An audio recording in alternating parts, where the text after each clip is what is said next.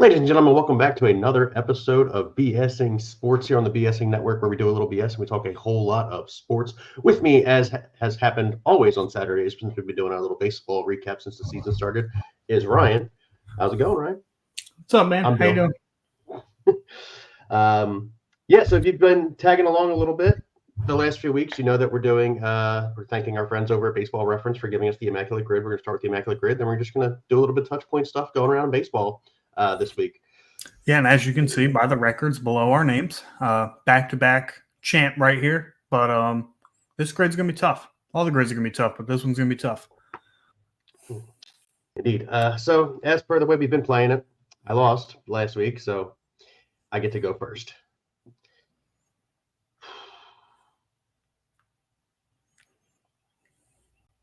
I mean, this one shouldn't be too difficult. Shouldn't be too okay. So the way Ryan does it, and now I've been smart enough to try and start playing like this, is he tries to take squares away from me, knowing that I only have one or two answers in there. So Ryan tries to take squares away from me. So I'm going to attempt to do the same thing here. I'm going to go Jose Mesa on this one. For 300 career saves and a 10-win season, and 1% on that pool. So that's a nice one there. Yeah, for sure. So for this one, I mean, I've got a few options. But you already filled out that square, so that's kind of a lost cause. Let's see, I want to avoid Mariano Rivera at all costs in that row. 300 career wins and a 10-win season. I mean, if you win 300 career games and somehow don't win 10 games in a season, that'd be incredible. Yeah, I would agree. That would be incredible. I am going to go with the man himself, Cy Young, for 12%. Not a very good pull, given the grid. Given the grid, that's not a very good pull. And as a reminder, while Bill is thinking through his pick, the rarity score at the end, the lower number is better. It's like golf. You want a lower number.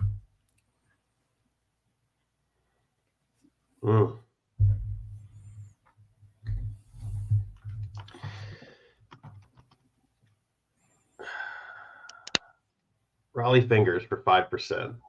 Okay. 300 career saves. Hey, listen.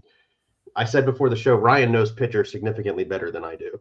So it's just my assumption that Ryan will come out on top on this, even though I've got a good start. So keep following along, team. All right. Less than a 3 career ERA and a 10-win season. We'll go with Mr. Walter Johnson for 5%. Again, not a fantastic pull. There were two names that really jumped out on paper to me to pick that one. But, I went with him. So.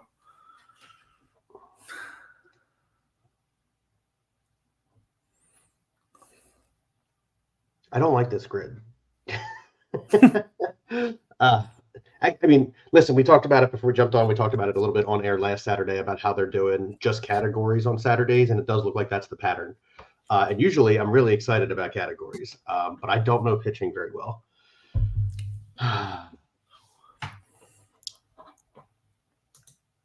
If he broke the record and then did not make the playoffs, or did not make the All-Star team. Talking about K-Rod? K-Rod, 4%, yeah. Nice, good pull. Francisco Rodriguez, okay.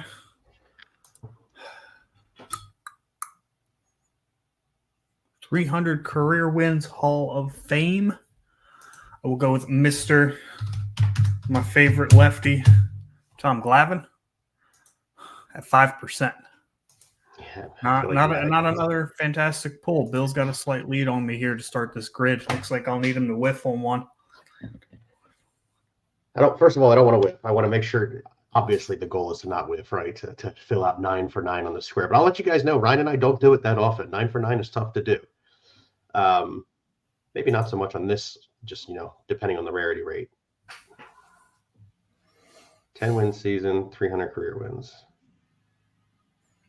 10-win season, 300 career wins. I mean, like I said earlier, if you won 300 games for your career and somehow didn't win 10 games in a season, I don't even know that's possible. That's a really good point. I'm going to go lefty here. Or 4%. Yeah. You've got some good pulls here so far. You're beating me for sure. Like I said, I'll probably end up needing you to whiff on one. 300 career wins and an all-star. I'm going to round out with the other famous Braves lefty, Warren Spahn, for 4%. A lot of these numbers will look a little lower just because there's so many options that can fill out these grids. So that Cy that's Young, a good point, yeah. That Cy Young pull might really, really screw me here. 10 wins with a sub-3 ERA. I mean, for their career, not a season. Yes, career. Good catch on that. I appreciate that. Thank you very much. Yeah.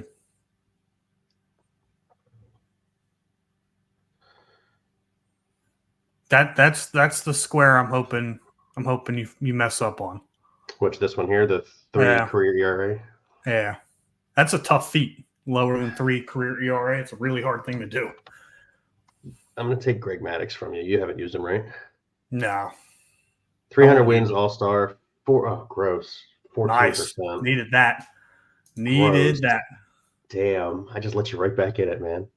That's yeah, I tried to avoid using him. So 10 win season, 300 career saves. I am pretty sure Dennis Eckersley did that. So, that is gross. That's disgusting. He did do it. So now I really need you to miss. I can't read that percentage. What's the percentage? 69%. Yeah. Nice. No matter what, that's the best pull from the whole grid.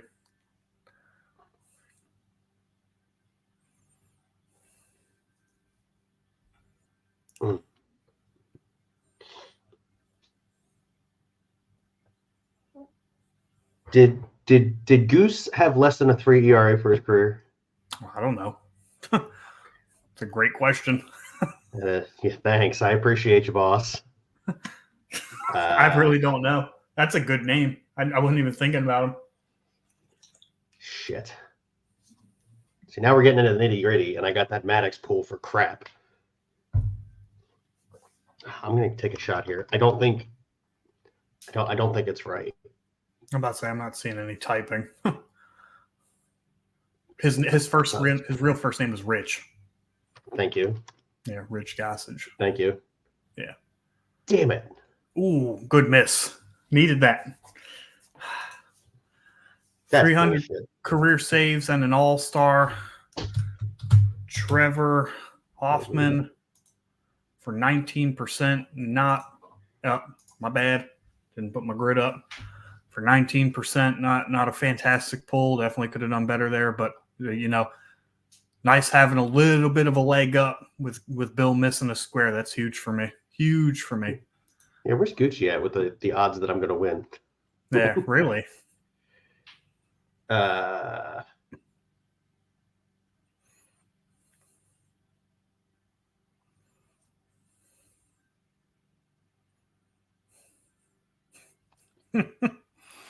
Yeah, that 3 career ERA is tough, man. Shit, 17% on Sandy Koufax, brother. Good pull. It's tough, man. There's not a lot of names. I will do Clayton Kershaw for this one. I'll pull it up for you, I suppose. I got it. Oh, yeah, you already got it, yeah. Yeah. Clayton Kershaw, all-star, less than 3 career ERA. Fun fact about Mr. Clayton Kershaw, he has the lowest career ERA in the last 97 years. Trying to look at your list here. Okay. Yeah, Clayton Kershaw for 10%. For those of you just tuning in, we are doing the Immaculate Grid Challenge for the 3rd week in a row. We do have a set of rules.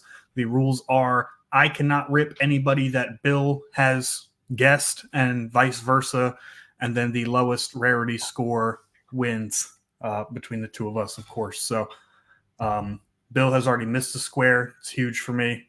Phil Necro, good rebound. 2% on that Phil Necro pull there. It's going to be close. I mean, even with your missed square, just because the one square I have a leg up on was 69%, so that's not fantastically rare. Oh, Kershaw was the guy I was going to use in the bottom right. Yeah. So 300 career saves, Hall of Fame. I mean, there's a couple different dudes that fit that bill, right?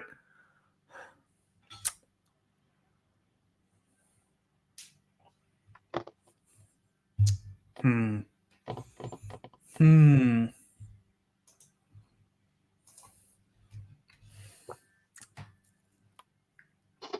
Hmm. You know, I said his name earlier. He probably would have fit there. Yeah, Goose Gossage. Yeah. Yeah. You ripped him, though. I can't take him. That was your miss. I'm going to take Mo. 36. That's not nearly as bad as I thought it was going to be. All right. Pressure's on Bill. See, here's the issue: is I don't remember what Pedro Martinez's career ERA is, but I think it's sub 3. Oh, and I know as a the result, exact number. I know 7%. the exact number. Yeah. What is it? It's 293. Oh, see, I wasn't 100% on that. Yeah, he's sub 3.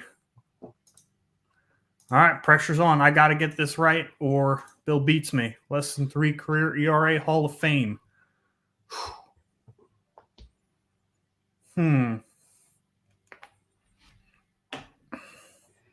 Plays Jeopardy theme somewhere. It's going to be, I mean, it's got to be a pretty rare guess, too. I mean, because Mo and Dennis Eckersley combined for over 100 by themselves. So I got to keep it low as well.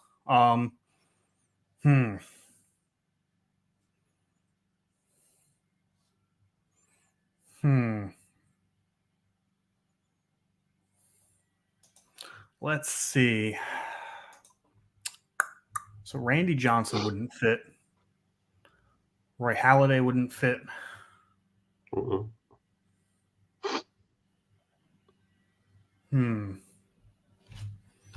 Take a shot in the dark here. The president guy from yesterday. I was making fun of his name at the bar because I was like Grover Alexander, and then you were like, "Oh yeah, these early turn of the century names are ridiculous." Yeah, and I still lost. Hey, you know what? That was hey, those are some really good rarity scores. So that's impressive out of both of us. You know what hurt you there was that 69%. Yeah. That's the strategy that I was talking that you were referencing earlier. I try and steal spaces from you that I know that I'd have an advantage in, but you took actually who I was going to take for that spot. So, yeah, good game. I will update my record right now. Yes. I get so excited. What Gucci? Where are you, man? I get so excited when I beat Ryan. That's actually your savior. Is Gucci didn't come on here and jinx you? I mean, and it was still close. That I'm a little irritated with, not irritated, but surprised that Goose isn't sub 3 Hall of Famer. I'm looking it up right actually, now. Let's pull it up. Let's do the summary review here. So 7 for the middle square. I knew it was going to be rare because closers didn't necessarily true closers didn't necessarily start getting into the Hall of Fame until very recent. Okay, so people that would have filled out that square that I got wrong. Tom Seaver. Which square did you get wrong? The bottom middle is the one that I got wrong. The one I didn't fill is the bottom left. All right, so Tom Seaver would have worked. Tim Keefe would have worked. Grover Alexander, your boy, worked. Walter Johnson, even though you took him. Cy Young, Ed Walsh, Whitey Ford. I can't believe I think of Whitey Ford, man. Pedro also would have fit there. Hoyt Wilhelm, a guy that I use constantly in every grid. Hoyt Wilhelm would have fit. Mo, obviously, but you took him. Hoffman, you took him. Babe Ruth would have fit there. Makes sense. Yeah. So these are names that I should be thinking of, and I just didn't in the moment. And I went with Goose, and that was obviously incorrect. If you want to scroll down a little bit, we can see the most popular picks for each square. Apologies. Yes, here we go. What really screwed me here is bottom right, the entire middle row, and the top left were my choices. I picked all the most common names for those spots. Yes, you did. I mean, Pedro was only 7% in the bottom right, so it's not like you I destroyed you in that particular corner. But you're right, that Dennis Eckersley, that one hurts you the most. Yeah. Yeah. Well, good game. I appreciate you showing up and letting me beat you very close this time. Don't worry, I'll get it back. Oh, I'm 100% sure you will. I have zero doubt that you will. So we're going to go on to we're going to update the standings here. Yep, about 10% of the way through the season now, so we have a little bit of data. And that's a roundabout estimate. We're probably more like 8 or 9% of the way through the season, but we'll just round up for sake. So most teams have played about 13, 15 games at this point. We got a couple double headers on tap today. Should be an exciting day in baseball. So do you want to start with the West? We'll go West to East. Yeah, let's do West to East. All right. Yeah, you get the AL. Yeah, so starting with the AL West, we have the Texas Rangers at 8-6. We've got the Los Angeles Angels at 7-6. Probably the last time this year they'll have an above 500 record.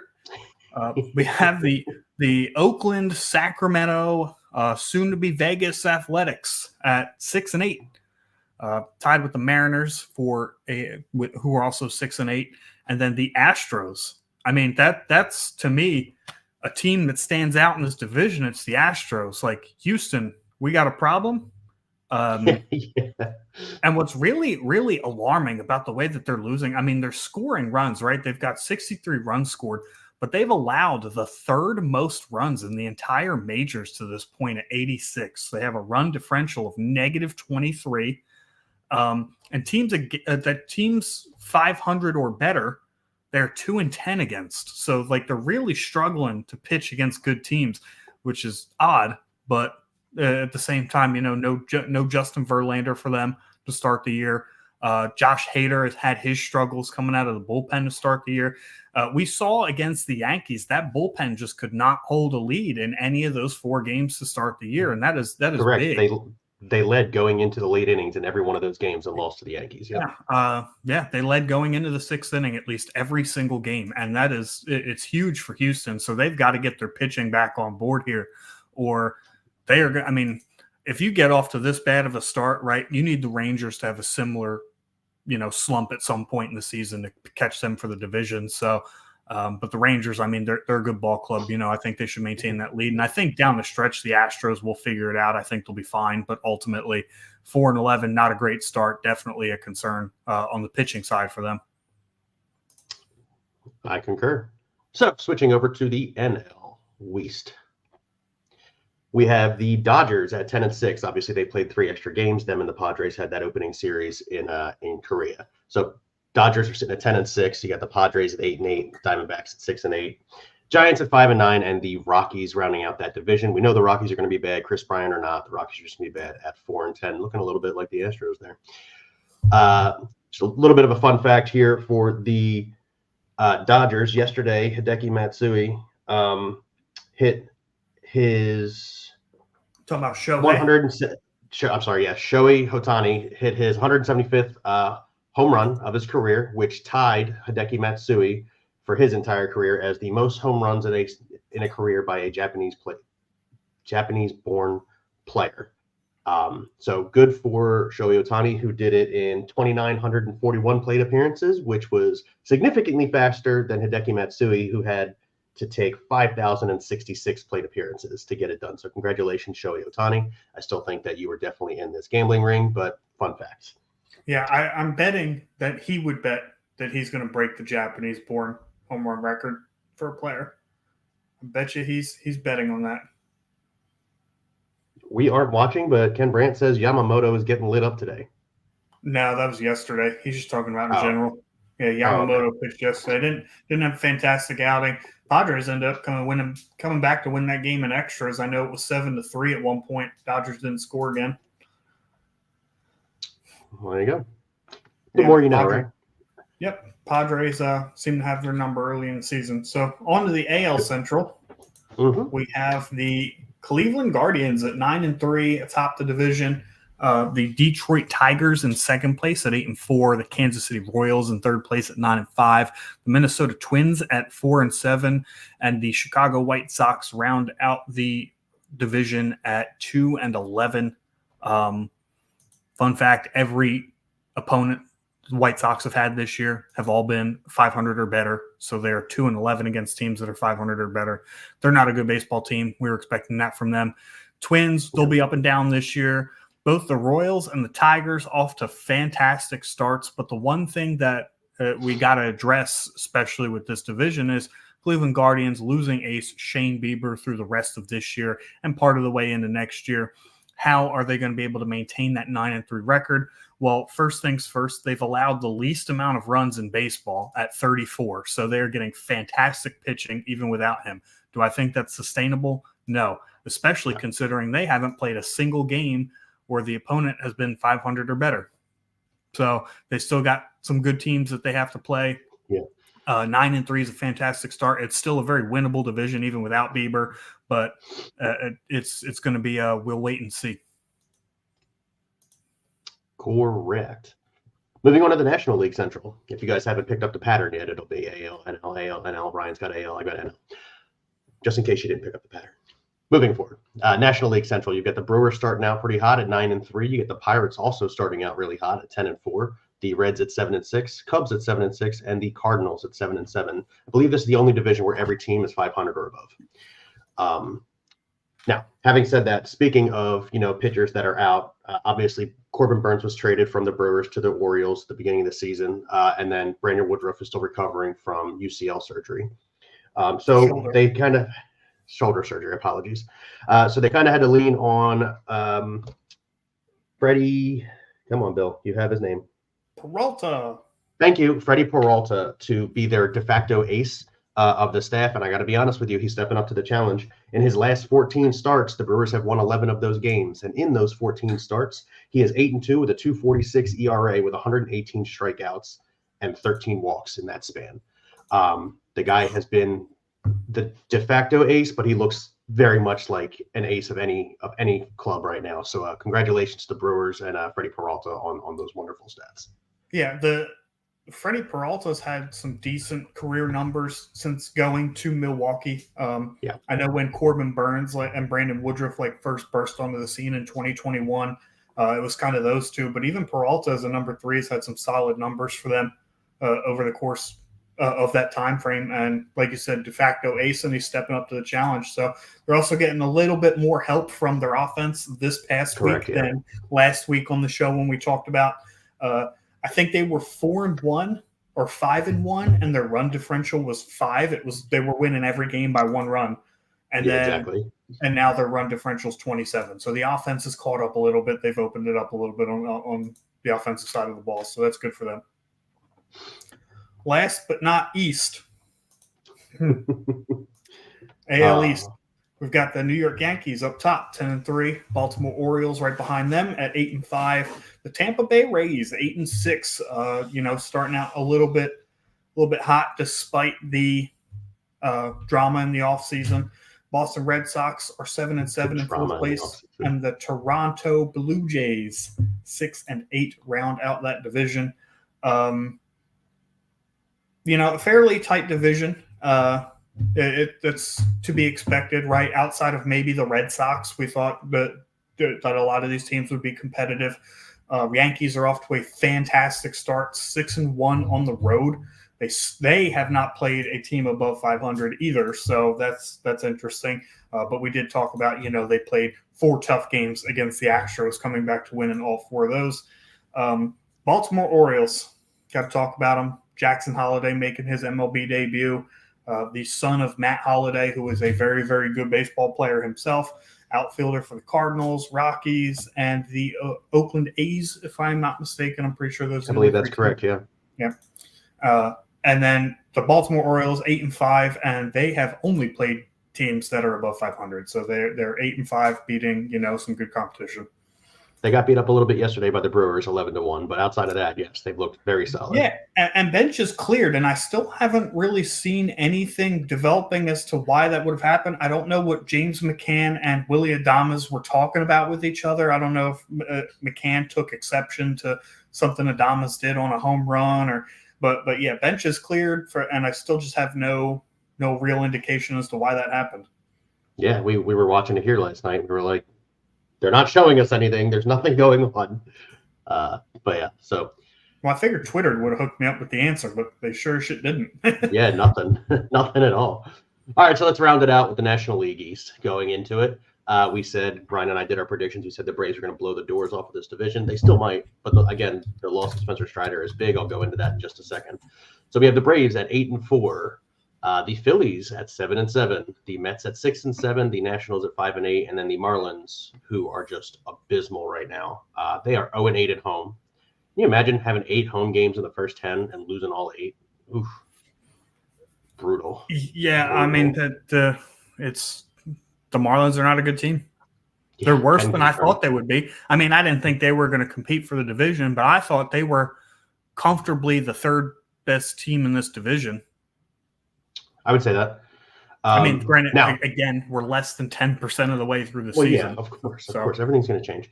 Now, I know you guys think that I'm just going to talk about the Phillies because, Phillies. I'm actually going to skip the Phillies. Ryan and I could do a Phillies show some other time. I'm going to talk about the Braves and their loss of Spencer Strider. Last week on the show, I said losing Spencer Strider was going to cost them 5 games or give or take some in the season.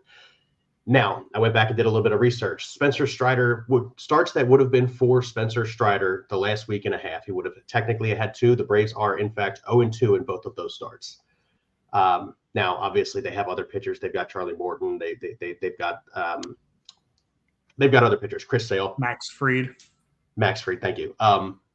But right now, so far, I said it would give or take 5 games. No guarantee Spencer Strider wins those games. You can't put a stat specifically like that on a pitcher, and I totally understand. I just thought that I went back, and it was a fun fact that the next 2 starts that Spencer Strider would have had, the Braves have their next 2 losses. So it's just something to keep an eye on as the season moves forward. Like I said last week, I specifically said I think it cost them give or take 5 games on the whole season losing Spencer Strider. It would be kind of interesting. Even as a Phillies fan, first off, you hate to see something like that, but ultimately that's the new age baseball, right? There's not enough conditioning for being able to throw 100 plus pitches, and more stress on the arms equals stuff like this. That's ultimately why this happens. But it would be interesting, like if the Braves ended up losing every single one of Strider's scheduled starts, if you know what I'm saying, like through the rest of the season, like, they went 0-28 in games that Strider would have started. You see weird stuff like that happen all the time. But yeah, it's just super unfortunate. So, but I think they'll be fine. We talked about that last week. As far as winning the division, I still think, especially with the way the Phillies are hitting the ball right now, that the Braves, 8 to 10 games over the Phillies pretty easily. Yeah. All right, let's get to the next thing. Yeah, let's jump to the next topic here. We have Mike Trout broke his streak of 10 straight home runs that were only solo shots dating back to last year. He hit a 2-run shot in a game the other day, which is earth-shattering for the Angels, who, as we touched on a little bit earlier, 7-6 to start the season. The guys hitting in front of Mike Trout in the order, Anthony Rendon, and I couldn't even tell you who the other guy is. I was looking at their batting averages earlier. You could add them together. The rookie? Yeah, it is. Good call. You could add them together, and they wouldn't equal Mike Trout's batting average. What's up, Sports Addict? Thank you for joining us. Oh, what's going on, Sports Addict Network? Thanks for joining us. We're just kind of BSing about baseball. It's what we do here. So, Mike Trout has kind of had a revitalization to start this season. There were some statistics last year showing that he was starting to struggle with catching up to the fastball. He had over 1,000 OPS against off-speed pitches last year, which is something he typically does throughout his career, but slowing down on the fastballs. People were wondering if this was it. And so far this year, Mike Trout, so far this year, Mike Trout hitting 306, 382 on base percentage, and slugging over 700. Yeah, we hang out now. OPS over 1,100. 6 home runs in the first 11 games for the Angels. A 1.2 WAR already. He's back to being who he was. And again, it's still very early, and there are some metrics helping guide these numbers that are seriously inflated that I expect to come back down. But ultimately, he's back. That's my take on that. He's back. Yeah, fortunately, Ryan and I get to go to our local watering hole a lot, and they obviously have the MLB network on, so we get to see a lot of Mike Trout's at bats because he's one of the biggest names in baseball, and MLB will always put him on the screen when he's at the plate. And we've gotten to like watch him play very well for the Angels. It's unfortunate that he is an Angel. It's sad. Dave, go get him, Dave. But yeah, no, I mean it's cool to watch Mike Trout really just show everybody that whatever was going on with him last year was just a fluke, and he doesn't show signs of slowing down, which is good. Yeah, and you know, Mike Trout, obviously, probably the best position player in the 2000s or 2010s, excuse me. 2010. Had the highest OPS plus by over 20 points next to David Ortiz. Had more than 30 wins above replacement to the next closest guy in Max Scherzer. One of the most dominant players of this era. And some fun facts about Mike Trout. So between the years 2021 and 2023, his whiff rate, strikeout rate, zone contact rate, and chase contact rate were all, you know, on the decline. But this season, he's cut his whiff rate in half. Whiff rate would be your swing and miss. For those of you that don't understand what whiff rate is, strikeout rate is obviously striking out, which has also been down by 6%. You've got the zone contact rate, which is pitches in the zone that he's swinging at and making contact with, up over 12%. You've got chase contact rate, chasing pitches out of the zone. How often do you make contact with them? Up over 25%. So pretty much Mike Trout's just putting the ball in play this year, and that's one of the keys to his success. Again, some of those numbers are grossly inflated, and as good as Mike Trout is. 10%, yeah. Yeah, I expect some regression in those areas, but one area I do expect Mike Trout to improve in as the season goes along is drawing walks. The ratio of his batting average to on-base percentage is usually about a 110-point difference. I think in his career, he's a 301 hitter with a 412 on-base percentage. So the disparity shows right now that he's getting more base hits, but he's not walking as much. I expect that to level out as the season goes along, especially once the Angels continue to fall into the toilet and teams kind of avoid pitching to Mike Trout. And then the last stat that I saw about Mike Trout, which is very interesting. So he's been hurt a lot the last few years.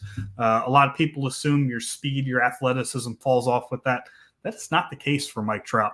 His feet per second rate, which is how you measure speed in the MLB, is 28.4 feet per second this year. That's his top speed, which is very good. 30 is an elite number. 28.4 is very good. It's the lowest number of his career at 32 years old, will be 33 this year, and it still ranks in the 88th percentile in baseball. So he's still in the top 12% as far as speed goes, despite the fact that he's been injured the last 2 years. So if he could just stay healthy, man. If he could just stay healthy. Yeah, I mean, the numbers over the last few years haven't really been bad with the exception of last year. It's just a matter of staying on the baseball field. So, if he can do that, he'll be just fine. All right, let's move on to our favorite subject, Angel Hernandez. Oh, sorry. Wrong thing.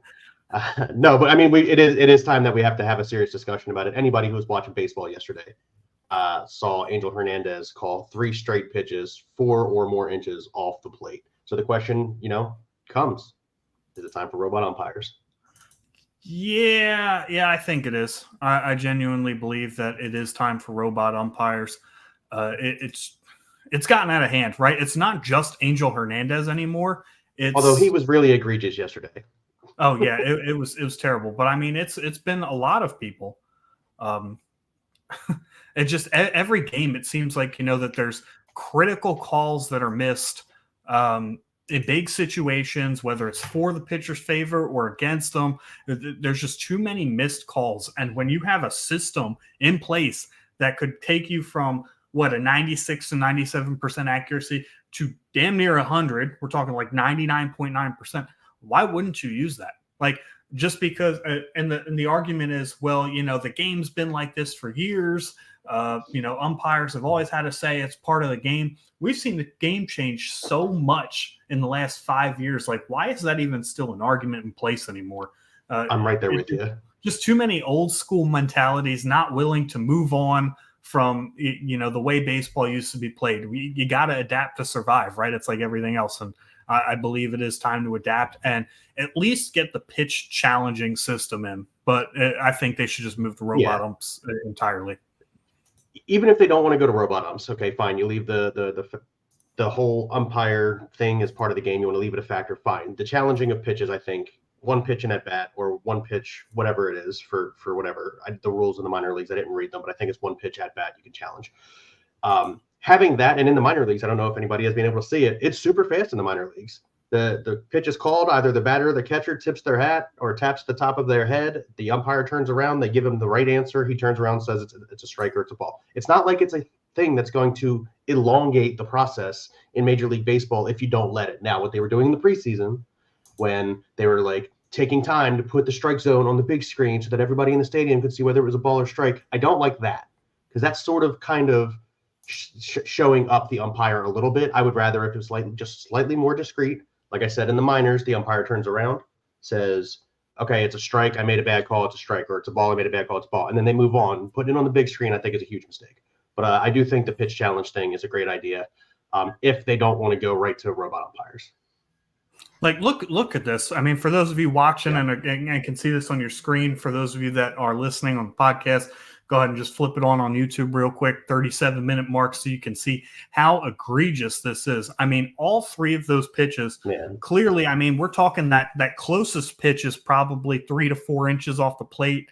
Then you've got another one that's probably 4 to 5. And then that number 5 pitch, I mean, 6 to 8 inches off the plate. All three of those are called strikes. Just back to back to back. And what's Langford supposed to do? You can't swing at that. You're not going to do anything with it. Just stand there and get called out, apparently. Go back to the dugout.